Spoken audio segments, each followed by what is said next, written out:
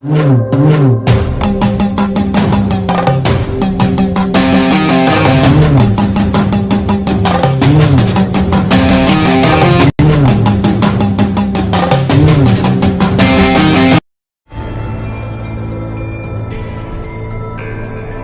Beautiful பிளேஸில் நம்ம இப்போ எங்கே இருக்குன்னு பார்த்தீங்கன்னா செம்மொழி பூங்கா இருக்கும். இந்த செம்மொழி பூங்காவில் பார்த்தீங்கன்னா சென்னையோட மத்தியில் இருக்குது. இது வந்து ஒரு 8 ஏக்கரில் வந்து இந்த செம்மொழி பூங்கா வந்து உருவாக்கிருக்காங்க. இதுக்கு முன்னாடி பார்த்தீங்கன்னா ஒரு டிரைவிங் ரெஸ்டாரண்ட்டாக தான் இதை வந்து வச்சுட்டு இருந்தாங்க. அதுக்கப்புறம் 2010 வந்து இந்த பூங்கா வந்து நிறுவப்பட்டது தமிழக அரசினால. அதுக்கப்புறம் பார்த்தீங்கன்னா இங்கே கிட்டத்தட்ட ஒரு 700 வகையான செடிகள், பறவைகள் எல்லாமே வந்து இந்த இடத்துல இருக்குது. ஊட்டியில் இருக்கிற மாதிரி எப்படி ஒரு பூங்கா ஊட்டியில் இருக்குமோ அந்த ஒரு ஃபீல் வந்து இந்த பூங்கா வந்து கொடுக்குது. இங்கே இருக்கிற ஒரு 700 வகையான செடிகளும் பார்க்கறதுக்கு ஒவ்வொன்றும் வந்து ஒவ்வொரு விதமாக அழகாக இருக்குது. நம்ம சின்ன வயசில் பார்த்த ஒரு கள்ளி செடி முதற்கொண்டு இங்கே வந்து இருக்குது. பார்த்தீங்கன்னா ரொம்ப வந்து சந்தோஷப்படுவீங்க இங்கே வந்து பார்த்தீங்கன்னா. அதுக்கப்புறம் பார்த்தீங்கன்னா இங்கே ஒரு பெரிய பெரிய மரங்கள் வந்து இருக்குது. ஆலமரம் இருக்குது, வேப்ப மரம் இருக்குது, மரங்கள் வந்து இங்கே வந்து இருக்கிறது, செடிகள் இருக்குது. அதுக்கப்புறம் கிட்டத்தட்ட ஒரு 100 வகையான வண்ணத்துப்பூச்சி வந்து இங்கே வந்து இருக்குது. நம்ம வந்து உள்ள என்ட்ரன்ஸ் ஆனாவே வந்து வண்ணத்துப்பூச்சி வந்து ஒரு அவ்வளோ அழகாக இருக்கும்.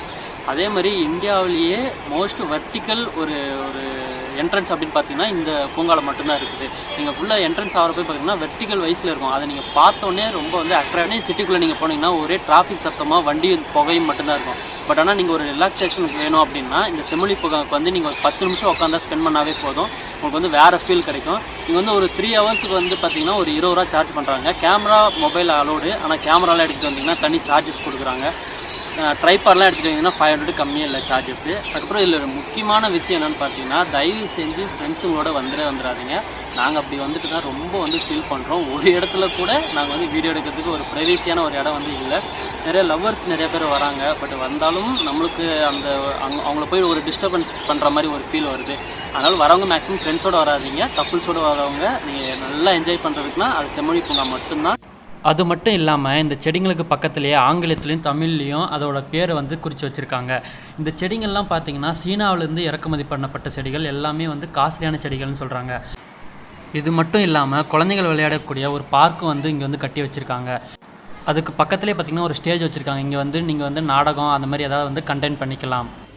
இங்கே வாங்க வந்து என்ஜாய்மெண்ட் பண்ணிவிட்டு கீழே கமெண்ட் பண்ணுங்கள் எப்படி இருக்குது இந்த இடம் அப்படின்ட்டு.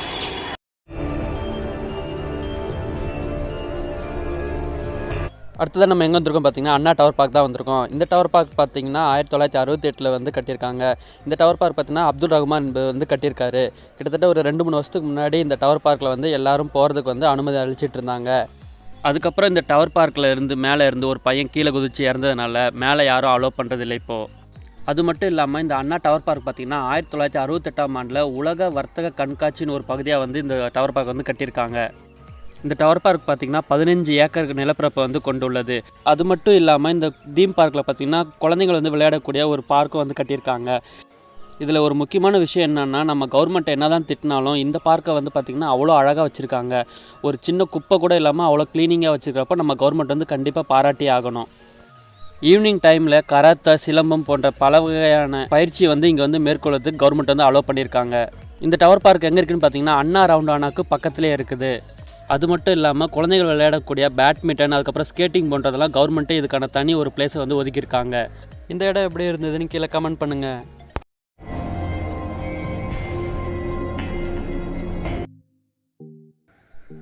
நம்ம அடுத்தது எங்கே இருக்குன்னு பார்த்தீங்கன்னா சென்னையில் ஒரு டூர்னு ஃபிக்ஸ் பண்ணிங்கன்னா கண்டிப்பாக இந்த இடத்த வந்து நீங்கள் ஃபஸ்ட் இடத்துல தான் வச்சுருப்பீங்க. அது நம்ம எல்லாருக்கும் தெரிஞ்ச மெரினா பீச் தான். இங்கே பார்த்தீங்கன்னா ஃபஸ்ட்டு மெரினா பீச்சுக்குள்ளே போகிறதுக்கு முன்னாடி தமிழ்நாட்டே ஆண்ட 4 தூண்களை பற்றி நம்ம பார்க்கலாம். மெரினா பீச் எவ்வளோ ஃபேமஸோ அந்த அளவுக்கு இந்த தலைவர்களும் அவ்வளோ தமிழ்நாட்டில் வந்து ஃபேமஸான தலைவர்கள்னு கூட சொல்லலாம். அதுக்கு முன்னாடி இந்த என்ட்ரன்ஸை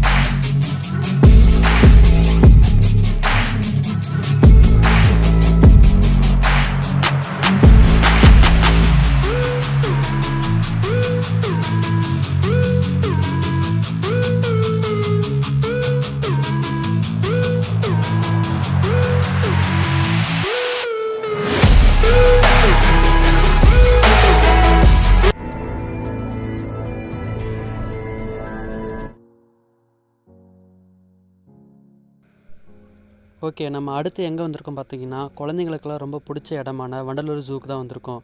இந்த ஜூ பார்த்தீங்கன்னா, நீங்கள் சென்னை சிட்டிக்குள்ளே என்ட்ரன்ஸ் ஆகிறப்பே இந்த ஜூ தான் நீங்கள் ஃபஸ்ட்டு பார்க்கலாம். இது டேட் ஆஃப் ஓப்பனிங் பார்த்தீங்கன்னா 24 ஜூலை 1985 வந்து இந்த ஜூ வந்து ஓப்பன் பண்ணியிருக்காங்க. நம்பர் ஆஃப் அனிமல் பார்த்தீங்கன்னா 2600க்கும் மேலே வந்து இந்த இடத்துல வந்து அனிமல்ஸ் இருக்குது. கிட்டத்தட்ட 171 அனிமல்ஸ் வந்து ரொம்ப பாதுகாப்பாக வச்சுருக்காங்க. ஏன்னா அதெல்லாம் பார்த்திங்கன்னா டேஞ்சரஸ் அனிமல். இதில் வந்து சிங்கம், புலி, கரடி அப்படின்ட்டு நிறைய விலங்கு வந்து இருக்குது. அதுவும் லயன் சஃபாரி இருக்குது. ஏன்னா லயனை வந்து நம்ம எப்படி ஹாலிவுட் பாட்டத்திலலாம் பக்கத்தில் பார்க்குறோமோ அதே மாதிரி நம்மளை கொண்டு போய் லயன் பக்கத்துலேயும் புலி பக்கத்துலேயும் நம்மளுக்கு பக்கத்துலேயே காட்டுவாங்க. ரொம்ப த்ரில்லிங்காக இருக்கும். ஆனால் நீங்கள் போய் நடந்து போய் எல்லா விலங்கையும் வந்து தனித்தனியாக பார்க்குறப்போ வந்து உங்களுக்கு எல்லா விலங்கையும் நீங்கள் வந்து மிஸ் பண்ணாமல் பார்க்குறதுக்கு கண்டிப்பாக டைம் இருக்கும்.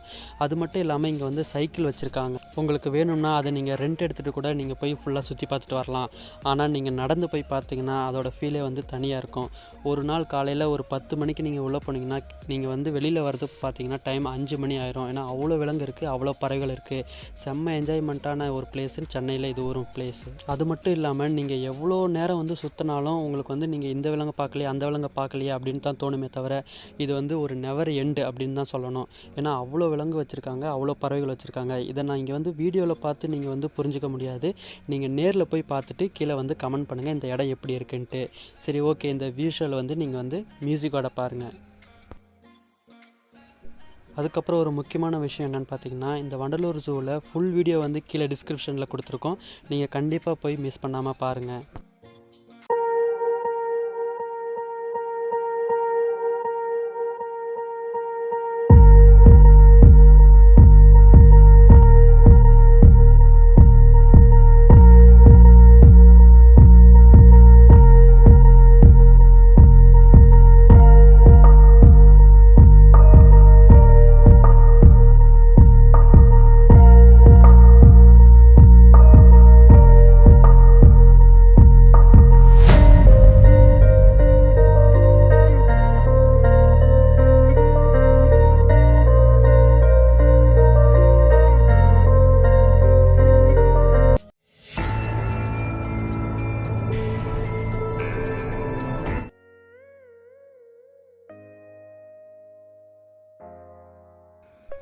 ஓகே, ஃபைனலாக நம்ம எங்கே வந்திருக்கோம்னு பார்த்தீங்கன்னா, யாருமே ரிவ்யூ பண்ணாத ஃபஸ்ட்டு பிளேஸுக்கு தான் வந்திருக்கோம்.